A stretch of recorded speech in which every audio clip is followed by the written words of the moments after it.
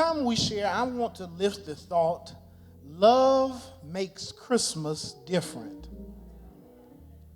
Love makes Christmas different.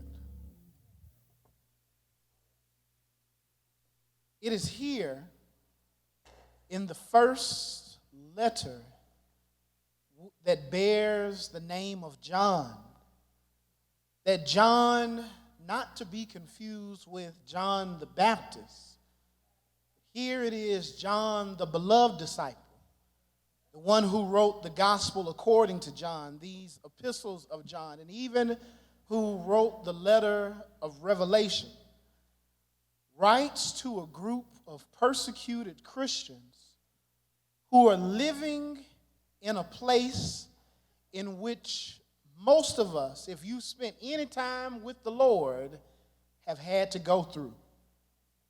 It is in that place of asking the question, what good is it for me to be saved, even if I have to struggle with the pressures of life? If you've spent any amount of time with the Lord, you've asked yourself that question in one form or another. What good is Christ to me if I still have to go through the same thing in which people in the world have to go through? And I've come to tell you and report today, if you have asked yourself that question or asking yourself that question, or sooner or later will have to ask yourself that question, you're in a good place. To tell people it's in the questioning, not from a place of doubt, but from a place of seeking understanding, that our faith grows even the more. That as John writes to these persecuted believers in his day, he writes to give them encouragement. And one form of encouragement that John lifts up throughout this entire first epistle of John is the transforming power of love. And on this fourth Sunday of Advent, that is the theme for today. That is always the theme leading up to the week or the day before Christmas is love. And John gives us imagery that is not from a traditional Christmas text found in the Gospels, but John gives us imagery of how we ought to apply the love of God to our everyday life. Because we realize that it was nothing but love that allowed God to empty himself of himself, take on human flesh in order to redeem us through his son, Jesus Christ. It was nothing but love. That God would come down from his throne and occupy the womb of a woman by the name of Mary. And as the old preacher would say, ride the 9-month train of nature, pulled the clutch on time and eternity, and got off in a town called Bethlehem. It was nothing but love. That instead of him being born in a palace like any other royalty, he chose to be born in a lowly manger, to be accounted for amongst the lowliest of creatures, amongst the animals, and did not have the latest pack and play. Amen. His mother was not afforded the registry of Macy's or Bed Bath and Beyond. Amen. But she wrapped him in lowly, probably dirty, swaddling clothes. It was nothing but love. That instead of the first people to hear the announcement of Jesus the Christ being the royalty of his day, the angel of the Lord decided to appear to shepherds, people who were the lowest of the low on the social economic totem pole. It was nothing but love that allowed this beautiful baby boy to be born in a world full of hate. And instead of him gravitating to the hatred that was given towards him, he has saved, by the shedding of his blood, he has saved millions, all because of love. And that's what makes Christmas, the Christmas season, different from any other season. No matter how we try to compare it to any of the other commercialized holidays, the transforming power of Christmas is not the guarantee or the expectation of receiving, but it is the blessing that at this time we are reminded that it's love that makes the difference. John tells us here in 1 John chapter 3 of reminding us in the opening verses that God, in his own accord, not motivated by anyone else, but on his own accord, has bestowed upon us the gift of salvation. And because he has bestowed upon us the gift of salvation, what we experience on this side in verse number 2 of chapter 3 does not yet compare to what we will receive in the afterlife when we have committed our lives on this side to Jesus the Christ. John says, because we've been bestowed, he has lavished his love. And that's one of my favorite texts. And I tell people when explaining that particular text in that sermon already, but not yet, that God's love, as John says, is lavished upon us. That, they died laughing when I brought this up at the National Baptist Convention, but it's so true, right? I told them that word lavish gives me the imagery of when my grandmother or Charlotte would make salmon croquettes, right? And salmon croquettes are not complete without biscuits, right? And Samantha, when you get that biscuit, you can't get Miss Buttersworth or Aunt Jemima syrup. You got to get that glass bottle cane syrup. Right? You got to get that thick syrup. And it seems like, the more you sop that syrup, it's always some still on the plate. No matter how you get that biscuit and rub it across, it's always going to leave some residue.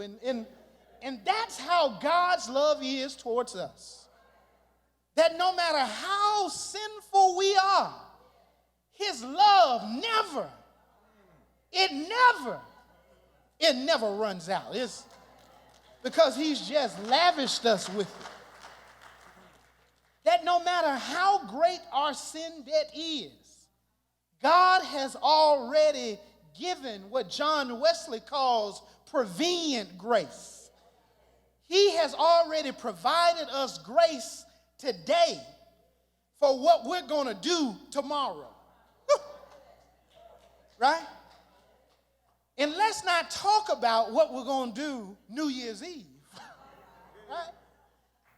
That grace, it's always available because he has lavished it on us, that it never runs out.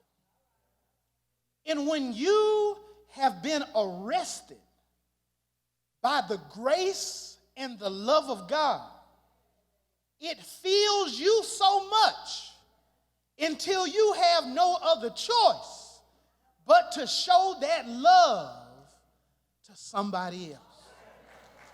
Right? And that's when you break Christmas down, it's Christmas. It's Christ more. It's more Christ. That no matter what we go through, Christmas reminds us that we ought to be filled and constantly refill more with Christ. And if you are filled with Christ, you are overflowing with love. So John tells us, he says, you know this message, that you all have heard it. This is nothing new, that the foundation of the Christian and Christmas message is love. Not that conditional love, not that erotic love, eros, that associate love, philia, but John says you all have known and that you should love. Love should never be an option. Right? Love should never be your plan B. No matter what you are approached with, John tells us that when you know Christ, your motivating factor is agape love. It's not conditional. It doesn't matter how folks treat you. You make the decision to love them in spite of. Now, I have to help us with this now. Love does not mean that you become somebody else's doormat. Right? That love means that you make agape love, as John talks about Cain and Abel, right? He says this love is not conditional. Not only is it not conditional, it does not leave you being taken advantage of. Right? That although as the prophet, y'all know it's Christmas, Sunday for Christmas, I'm about to cut up, amen. As the prophet from Memphis, Tennessee says, Al Green, love will make you do wrong, and love will sometimes make you do right. Right? And in doing wrong, sometimes love blinds us, right? Where people will oftentimes take advantage of our loving them as an opportunity for selfish gain. But he says, now don't be like Cain and Abel, who were supposed to be in a love relationship. But one of the brothers Cain decides, because his offering was not accepted, that he would then take advantage of his brother. And he says, don't have that kind of love that Cain had for his brother, because that love was selfish, and that love was not motivated or rooted in the example of Jesus Christ. John says the truest example of love and how love makes Christmas different is because the unconditional love of Jesus Christ fills our heart. And upon it filling our heart, it gives us a spirit that if something is within my power to do for another, no matter how they do or have not done towards me, I'm going to do it not because of them, but because the love in which I have for God forces me to do for them without the expectation of return. Right? He says, now this mark, you know that you have Jesus. Amen. That you have Jesus in your heart. Amen. Says you know that you have the love of God. And here's the test. Here's the litmus test of what kind of love you're operating in. John says in verse number 14 that you know you have this love of Christmas when you have love for everyone who is around you. And he marks this by how you respond to people who don't love you. Because it's easy to love people who love you back. It's easy to be nice to folks who are nice to you. But you know that you are moving in your relationship to the love in which Jesus Christ shows to us at Christmas, when you can love those who you know that you know that you know that you know that they don't care nothing about you. Right? John says, because, if you hate your brother, that hate and love, agape love, unconditional love, cannot abide in the same heart. Because one of them will end up overpowering the other. That he says, you know that you have moved from death to life when you have love for the brethren. And remember, brethren in the King James is an all-inclusive, amen. That when you can love your brother and your sister, right? It says, you know that you are moving and progressing in your faith walk, not by how you can shout in the sanctuary, not how you can get along with somebody for a short period of time, but when you realize that a person's hurt towards you cannot be battled with you dishing that same hurt back to them. But you reach the place of saying that the only thing that can transform an evil or devil-possessed heart is the power of love. Right? Because it's our human nature. An eye for an eye and a tooth for a tooth. If you trip me up, you better watch it, sucker. Because just as soon as you're not looking, I'm going to get you back. But what John says is that the only and the purest method of spiritual transformation is when you know that you've been loved by God, you then in turn show that love to someone who has yet to experience that love. Because that's really that's one of the few distinguishing marks of some people. That some people don't know how to love because they've never been loved.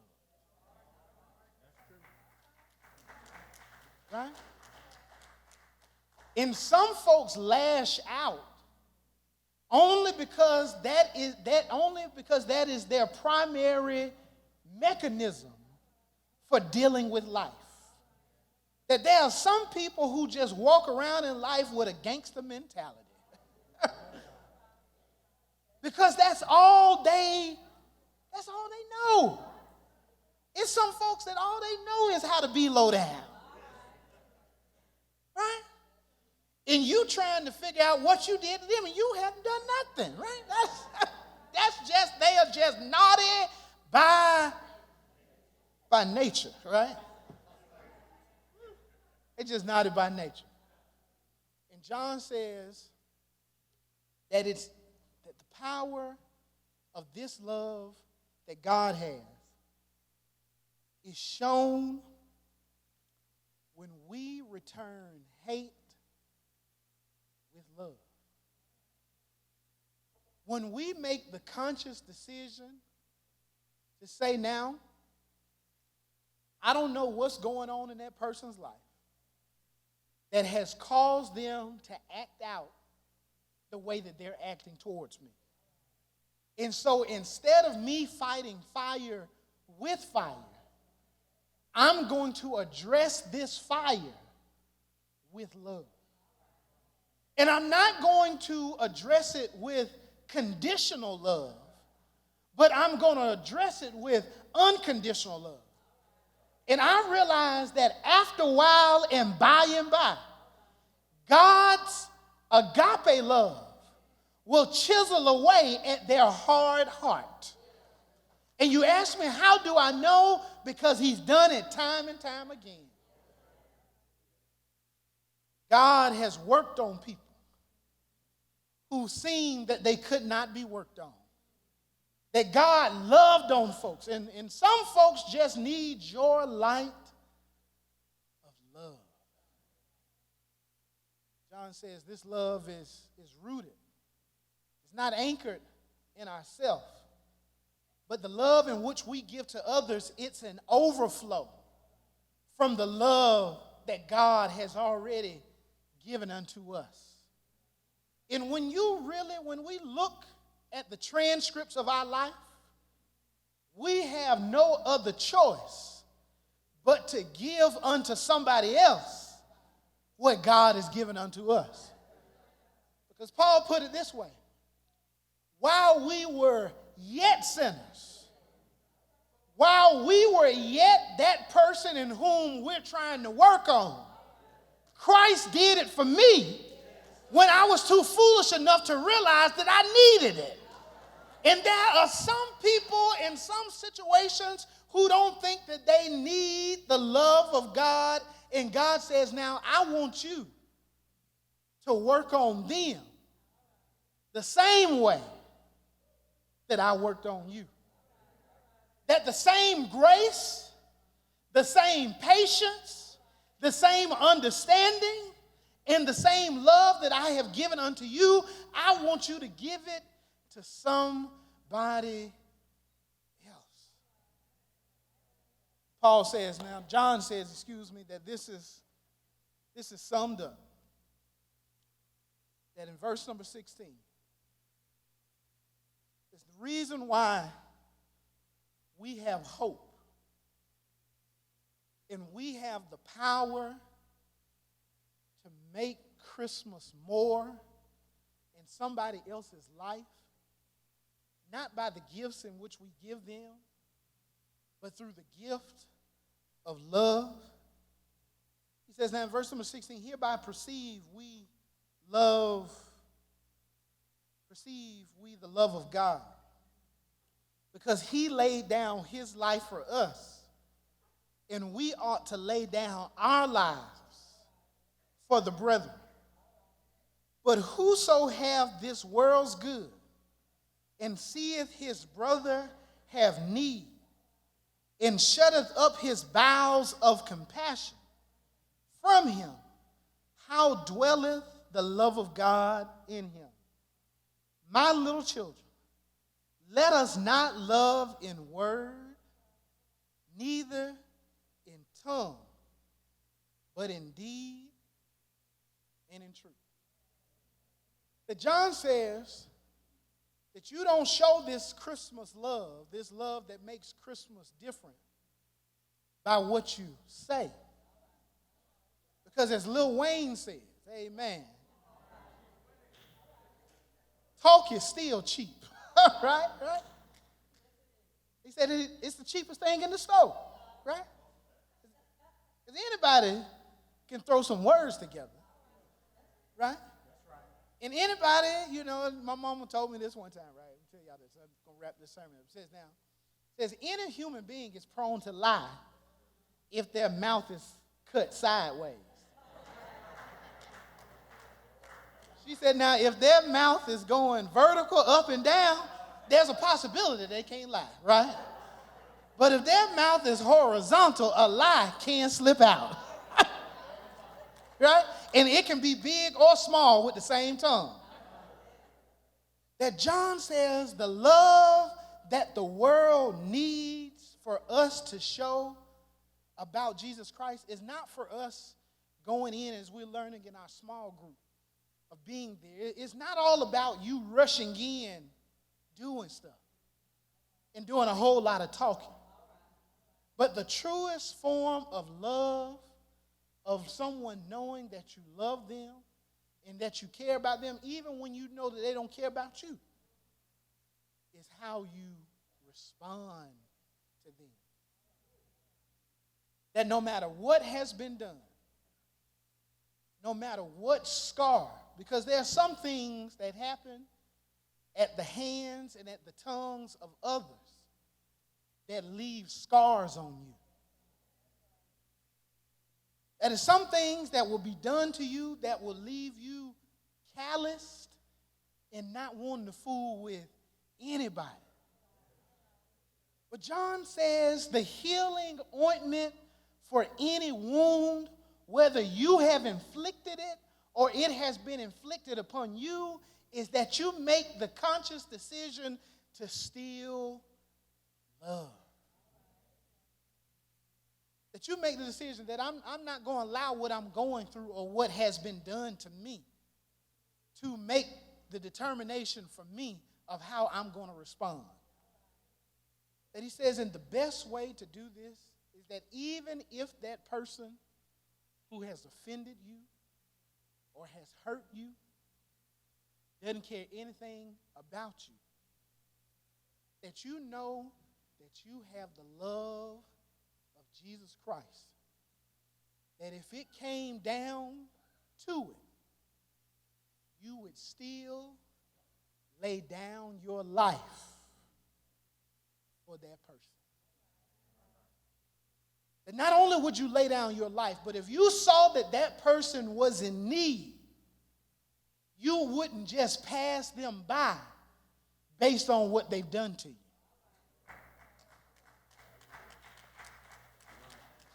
Now, let me put a caveat on this. I got to put my disclaimer. That now this type of love does not mean that y'all got to pick up where you left off. Because there's some folks who ain't never, ever coming back over my house.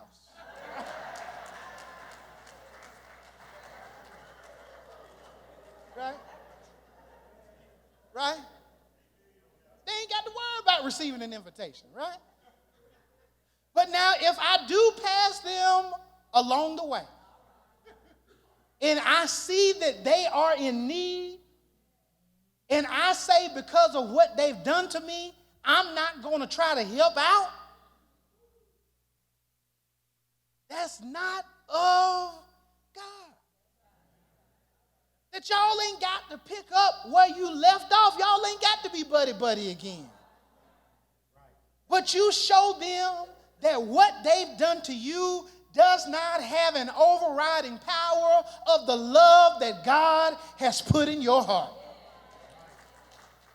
And when the love of God is in your heart, it will make you, it will force you to love those who you think aren't deserving of your love.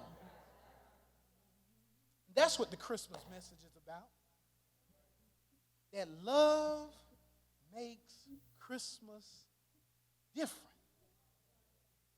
Because it's the love of God shown unto us that empowers us to go and show love to somebody else. And I'll never get over this. A few years ago, the Lord allowed me to watch a Charlie Brown Christmas. And I'm closing the sermon, right? And those who watched the Charlie Brown Christmas, I was in the store yesterday and I got the book, but before I bought the book, the cartoon book, I had to make sure that my scene was in the book. Because if they took out my scene out of the book, it was staying where it was. Right? My scene in the Charlie Brown Christmas is when Charlie Brown goes out and cuts down his Christmas tree. A little puny Christmas tree. And Charlie Brown, thinking that he's done something great, brings his Christmas tree back to his friends. And they start making fun of Charlie Brown's Christmas tree. But I thank God for when I have some low-down friends, right? I've always got a Linus in the group, right?